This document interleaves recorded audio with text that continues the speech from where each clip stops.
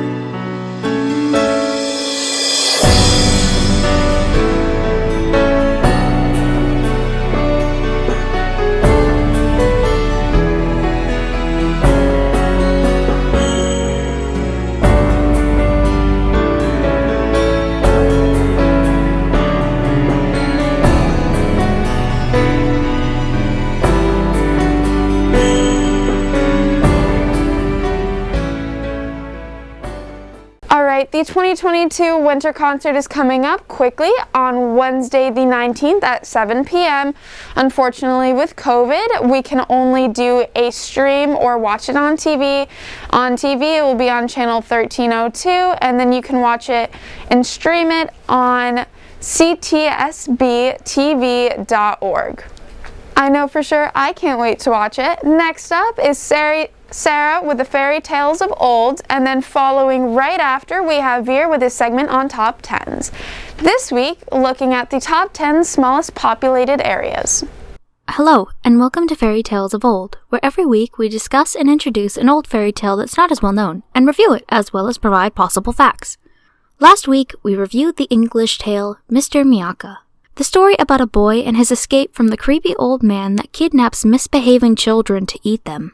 Now then, let's get into the story. This week, we'll be reviewing a Japanese tale written by Iwaya Sazanami and published in 1908. This story is known by the title Urashima Taro. At the beginning of our story, we are introduced to Urashima, the kindest and most skilled fisherman in his little village that grew up upon a distant shore of Japan. Urashima had never hurt a soul and was always laughed at for it by his friends as a child. Now, on this particular day, Urashima had just come back from a long fishing trip to find a group of young children all laughing and screaming huddled around together. When he approached them to see what they were doing, he saw that they were herding a tortoise that had washed up on the shore. He asked them to stop, and when they refused, he offered them a few coins in exchange for the tortoise. They agreed, and he quickly rushed it back out to sea and away from any other human hands that could touch it. He set it free and warned it not to get caught again. The next day, Urashima sailed out into the ocean ready to start work when the same tortoise floated up and greeted him off the side of the boat. He was confused at first, but then the two of them got to speaking, and it turned out that the tortoise wanted to thank Urashima for saving her life, so he climbed on her back and they sailed down into the deep blue ocean below, where she showed him the palace of the Dragon King of the Sea. When they arrived at the gates of the Sea King's palace, the tortoise instructed him that he had to walk the rest of the way up to the palace and that she could go no further. He did as he was told, and at the end of the path he found a beautiful woman with long black hair and a flowing gown. She bowed to him, saying, "I welcome you to my father's palace as a thank you for saving my life, for I was the tortoise that brought you here." She asked him if he would be willing to marry her and stay with her within the Sea King's palace together. He agreed, but 3 days later found himself to be quite homesick, so he asked his new bride if he would be able to return. She nodded sadly and gave him a box tied in a red string to remember her by, and told him he was never to open it. Urashima agreed, and he was returned to the world above, where he learned that everything is different from when he remembered it. As it turned out, those 3 days in the sea passed as 300 days on land. Pained by the knowledge of what he learned, he opened the box, hoping to find some comfort of his love, and was cursed with an aging spell that turned him into dust. Even with the sad ending, I really enjoyed this story. It brings about a different kind of tone that some stories are never really shown to have, where the consequences of your choices can be disastrous. It reminds me somewhat of the story of Persephone and Hades as well. Well, I hope you enjoyed this week's story, and I'll see you next time on Fairy Tales of Old.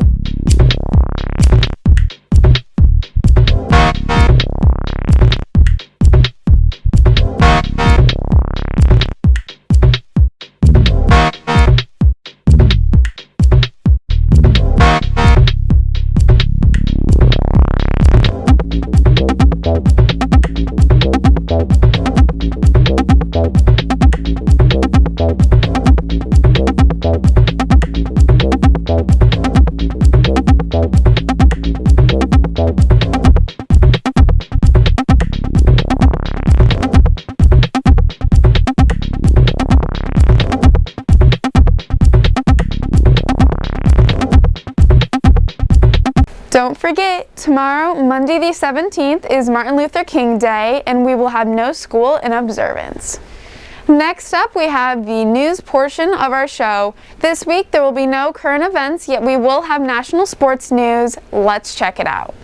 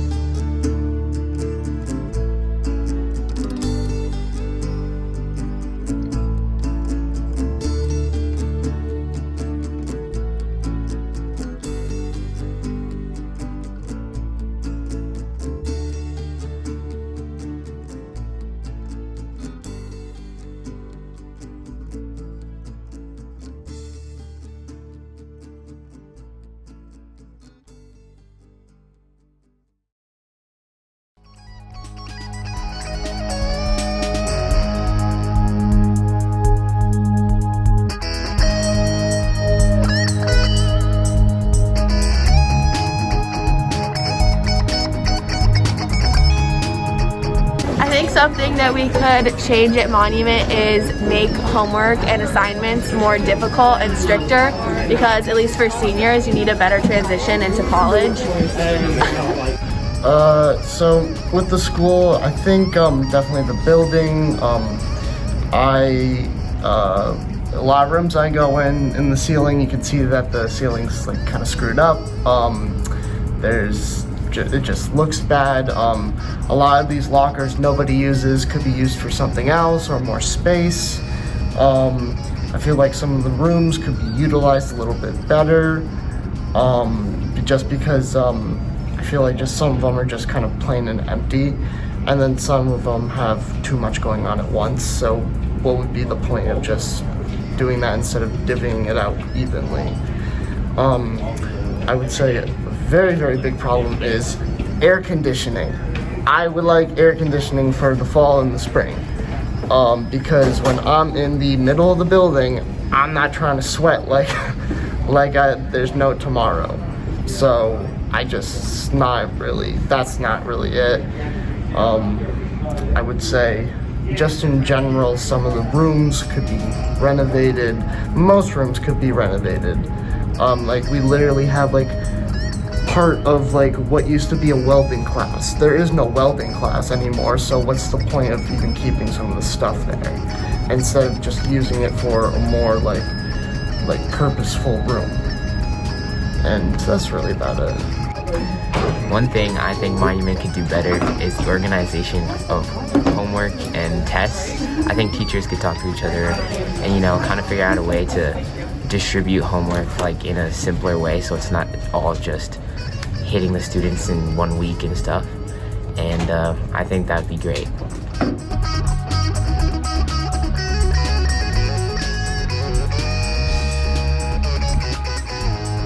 The advanced drama class has postponed their production of the Radium Girls. Now it will take place this Thursday and Friday at 7.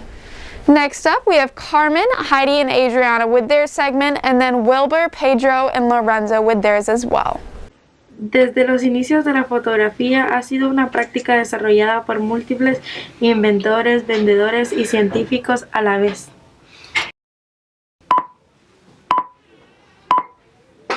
El origen de la fotografía se remonta al año 1826, cuando Joseph, un inventor francés aficionado a la química, logra crear la que sería considerada.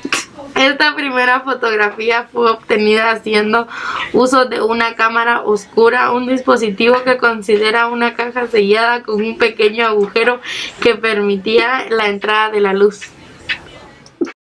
Este experimento practicado por Nipse se convirtió en la respuesta habitual cuando la pregunta de quién inventó la fotografía y habrá referido en el siglo XVIII al investigar cuáles fueron sus.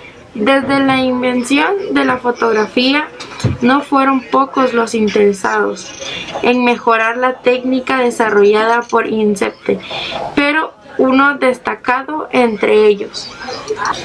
Louis Daguerre es a quienes muchos nombran cuando se preguntan quién inventó la cámara, y es quien después, al enterarse de los descubrimientos de Incepte, no sería hasta el año 1839 cuando se crearon la primera cámara fotográfica, postulada por Incepte, que había fallecido en 1833.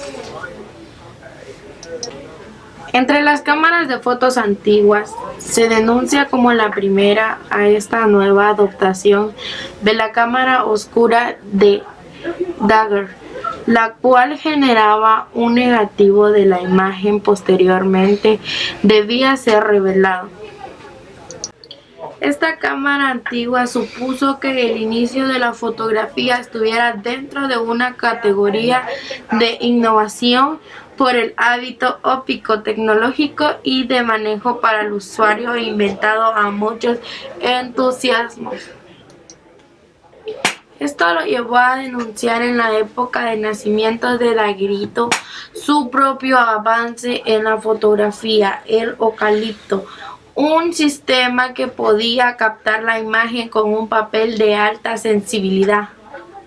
La cámara de Einstein era un equipo mucho más cómodo de transportar y facilitar el hacer fotografías, ya compañía con Kodak, que se recargaba el revelador de la imagen. Además, se podía hacer un total de 100 capturas. Nodal participó en su niñez y adolescencia en varias competiciones de juegos infantiles, obteniendo los primeros lugares a la edad de 16 años mientras estudiaba en el sistema educativo. Nacional Preparatoria, decidió mudarse a la ciudad de Ensenada, Baja California, donde cursó su primer semestre de la escuela secundaria. Los fines de semana iba a dar conciertos en México. Tiene una familia llena de músicos. En su familia todos cantan o tocan algún instrumento, como su primo José Nodal Jiménez, que forma parte de su banda y es el trompetista principal. Su padre Jaime González, su madre Silva Cristina Nodal Jiménez, es su gerente. También es el mayor entre sus hermanos Amelie González Nodal y Jaime Alonso González Nodal. A los 13 años descubrió que tenía la habilidad para componer canciones y decidió poner sus sentimientos en palabras y transformarlas en canciones que llegaron a autoría, y fue una de las canciones que lo dieron a conocer en las redes sociales. En 2017 lanzó su primer sencillo y video oficial, que es una versión de Los Reyes de la Sierra. Eso mismo lanzó su primer disco, Me Dejo Llevar, un álbum que contiene canciones de propios y otros que son del regional mexicano. Algo que intentará transformar incluyendo banda, acordeón y ranchero, un estilo que debería haber llamado combinación de romántica y valientes. En 2019 lanzó su segundo álbum. Logró trabajar y colaborar con artistas colombianos como Juanes con Tequila, Sebastián Yatra con Esta Noche. Una canción que pertenece a su álbum Now 2019, Piso 21, con Para Olvidarme de Ella, donde el urbano con la ranchera Jesse Uribe regaló 2 canciones. A su álbum ahora Dolor con Licor y Te lo juro, conjunto con Maluma, la canción Perdón. Now it is time for this week's lunch. All right, Monday there will not be a lunch due to MLK Day. Tuesday we return with grilled cheese sandwiches. Wednesday is marinated chicken breast with long grain rice and wild rice. Then Thursday is a meatball grinder. And finally we finish off Friday with stuffed crust pizza. Alright, to finish off our evening tonight, we have me and Dakota discussing the hit show The Big Bang Theory, and we're back again with Quimby and Clementine on their segment Adventures of the Little Guy.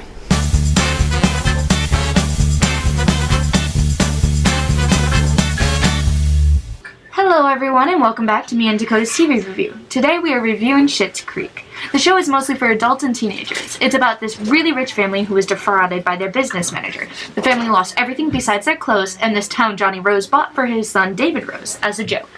They live in a motel in Schitt's Creek called the Bud Motel. The owner named Stevie Bud inherited by her grandmother. Schitt's Creek is a little town with its only restaurant being the Tropical Cafe. The cafe is the centerpiece for the town and a good amount of scenes are shot there. The best thing to watch in the first season is to see how the family adjusts to the changes of their status. They go from never seeing each other to sharing a room. A great part of the show is to see the friendships they have made with Alexis, Rose, and Twyla, and of course Stevie and David. The show was produced by Eugene Levy and Dan Levy, who played Johnny and David. They also had another member in their family in the show, Sarah Levy, who plays Twyla. What is a show without romance? The two kids, Alexis and David, tried to learn about relationships without any toxicity in it. Alexis finds Ted, who is the town vet and is one of the sweetest guys, but Alexis didn't know how to handle it and broke off their engagement. Later on in the series, they rekindle their friendship and turn into a strong romance that sadly ended since there are two different paths career-wise. David went through some terrible relationships, but that all changed when he met Patrick. They started off as business partners, but they both grew feelings for each other and ended up married by the end of the series. The show has a lot of comedy. They show how different life is, as Moira Rose has her own wig wall and is the queen of fashionable outfits. They also love to name drop, no one as much as Alexis. She name dropped Zac Efron and Adam Levine. One episode, Johnny gave his business partner Stevie Bud a gift. It was full of makeup. Stevie never wore makeup, so she decided to show him how bad the gift was by wearing it. One thing they always do is kind of team up to make fun of each other. Like Alexis one time tried to get people to sign up for the cycling class, but it was a cult. She didn't realize it until the end, and after, when she was trying to go to bed, they were all asking her questions about the cult. They also made fun of David's store and how quiet it is, but it's all light-hearted. But it was a great way to show what a family is and how they act. The show runs for 6 seasons and you can find it on Netflix. If you want to watch a show where your mind can go numb, this is for you. Thank you for watching and have a good day.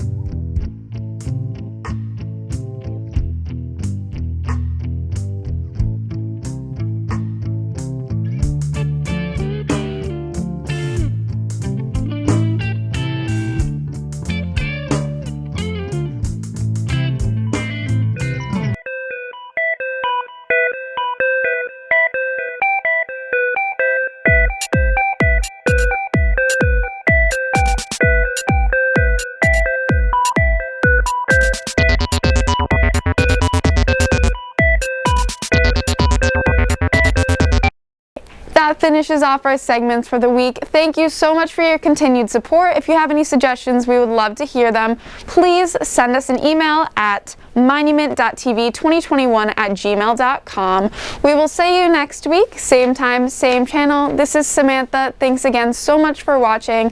See you next week.